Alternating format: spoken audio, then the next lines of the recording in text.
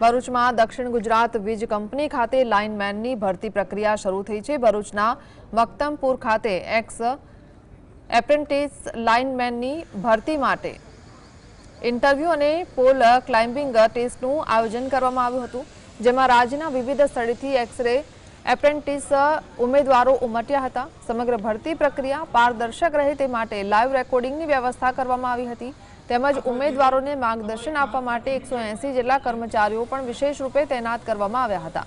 આ ઉપરાંત document verification માટે 20 ટીમો, પોલ ક્લાઇમ્બિંગ માટે 5 ટીમો અને રજીસ્ટ્રેશન માટે 4 ટીમો કાર્યરત છે। ભરૂચ વર્તુળ કચેરી અંતર્ગત